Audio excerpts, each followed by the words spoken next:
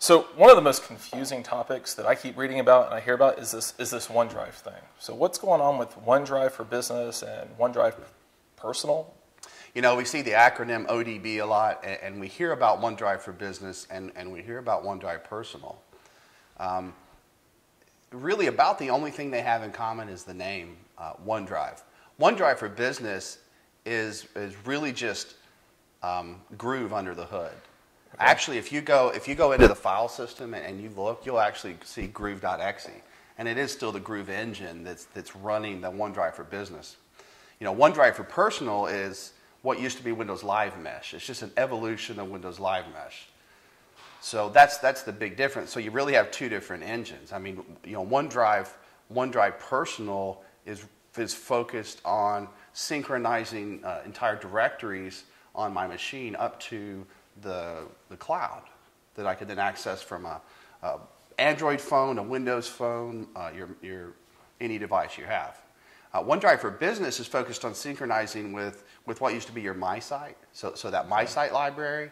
And then OneDrive for Business also gives me the ability to synchronize document libraries and like team or project sites. So they're two very different things, and they do have to be managed differently. You know, this conversation, I think, will probably be focusing a lot more on OneDrive for Business, which is what our customers and partners are most interested in. So is OneDrive really OneDrive then? I mean, from what you're saying, it doesn't really sound like it's. Well, yeah, OneDrive is really one place. Okay. So we're going to focus on OneDrive for Business. It really is a single client that gives me the ability to synchronize SharePoint Online or OneDrive libraries so that I can access that information from anywhere, whether it's a mobile client, it's on my Windows laptop. I can even go to the web browser and see my files. And this is really useful. For example, recently, I use OneDrive for Business. I synchronize a lot of my customer data and sales data. Well, I didn't take all of my stuff on vacation with my family, and so while I was on vacation, I just went and used the hotel's lobby computer there in the executive office, and I was able to log in and see all of my OneDrive data, make an edit to a document, ship it back to corporate HQ pretty easily without being required to take all of my stuff with me on vacation. So that's just a real-world example of how it's useful. So if you're using it for that much stuff, and it sounds like the company's using it, what do you get with it? I mean, storage space, feature sets? It's a really good question. You know, I hear it as, we read it's unlimited storage space. We do have some limits, though, of 2 gigabytes per file on OneDrive Business, where it's 10 gigabytes per file on OneDrive Personal. And I think that's really a result of the two different engines. And we can have up to 20,000 items. So theoretically, I'm bad at math, but that's about 40 terabytes of space. Okay. For most people, 40 terabytes is the same as unlimited. Yeah, I could imagine if I ever could get to 40 terabytes, what that would look like. What's important to remember, though, is when I'm synchronizing these team site libraries with the client, when I put information into that, it is now taking up that site quota in SharePoint Online for that site collection. Huh. Interesting. So if you're putting all of that stuff in there, right, and you've got 40 terabytes, obviously there's got to be some governance and security-related issues, I would think. Well, I would say that's getting a lot better. Okay. We now have, for example, we can use information rights management inside of the OneDrive for Business. So if I have a file that I want to secure, I can use IRM, that information rights management, to secure it. And we can do things like assign people to that file that can only open it or print it or email it. We can even block the ability to forward that in an email. So IRM is one of those key ways we can to manage that space. The danger in OneDrive, and I think you hit on it, I don't know if it was intentional, is that it's just another place for users to store data. So when we're doing our information architecture, or doing our enterprise content management plan, there's a real challenge there. I don't think this is a new problem, though. I've heard a lot of our peers arguing this at conferences and tech trade shows.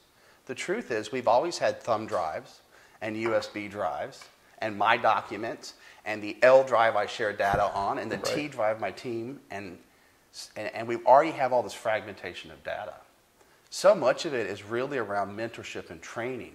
So a lot of what we're hearing about the problems in OneDrive and lack of governance, a lot of those issues we already have today. And a lot of it's just, to be blunt, is a lack of accountability that managers don't force their users to a certain process. You know, I tell people all of the time, and this is especially true with OneDrive, content that's not tied to a process, you know, it's orphaned or it's about to be orphaned. So it's funny, so this brings up another thought that's going on in my head right now. So we've talked about governance and the processes and things that needed to run a business. So obviously this is going to have some impacts on ECM or enterprise content management. Well, I think it does. I think it's about training and mentoring users when to use the correct tool. If this is part of a project where I'm collaborating with a lot of people, then I need to put that information into the project site, into the project library. If it's part of an enterprise process, say we're working on an HR document to be published, well then I need that over in the HR team site. You know, my OneDrive would be the incorrect location. But this is no different than today where we're trying to get people to use the correct libraries or sites instead of their My Documents. Okay. So OneDrive for Business then. So if you're storing your documents in, you know, the HR site or the team site for human resources, can I use OneDrive to try to sync up that information? We can. We still have the same limitations, though, because we are still synchronizing to a SharePoint library. Okay. So we still have that 2 gigabyte limit. I mean, under the hood, 2 gigabytes is the maximum blob size in SQL Server. There's nothing that magically changes in SharePoint Online to make that limit go away. That's just training to the end users and mentorship. Really, I say mentorship a lot because it's really important as we move into these cloud technologies. It's one thing to train a user on the right thing to do it. And a lot of companies do that type of training, and they fall down on the mentorship because that requires a person. We've got to sit down with a person, you know, 1, 2, or 3 times and show them the right way to do it. So I think that goes to your point about it's a 2 gigabyte maximum upload. We still have the 5,000 item limit when we synchronize a library. And that can be an issue, especially as SharePoint has been widely adopted and a lot of people are using it for document management. It's not uncommon to see libraries with more than 5,000 items. So just know that those are some of the limitations around the OneDrive for Business client. So on the synchronizing side, right, I understand what synchronizing is, or at least I think that I do. I guess the other thing I'm curious about is if I want to synchronize, and obviously I have an offline client, what is that? How do I get the offline client? How do I install? What's that? What does the setup look like so that we can actually get to the point of using this? That's something to hear about from a lot of customers. That's a great question. When I install Office 2013 Pro Plus, one of the options there is the OneDrive for Business client. The other way to get it is to go to the OneDrive website, and there's an option there to download the client. I will tell you, though, that I know there's a bug in this, and I found it recently working with a client. When I installed Office 2013 Pro Plus, I unchecked OneDrive for Business, and so I had the little red X, and I let Office go ahead and install. When I went and clicked on the OneDrive website to install my client, it came back and said, OneDrive's already installed on this computer. What it actually meant was the binaries are there, but it's not enabled. What I found out is the only way to enable it was to go rerun and add remove programs and check, I want to install OneDrive for Business. So there's a few gotchas around that that you have to be aware of. But I think in a well-managed deployment plan, we would deploy it as part of the 2013 Office Pro Plus.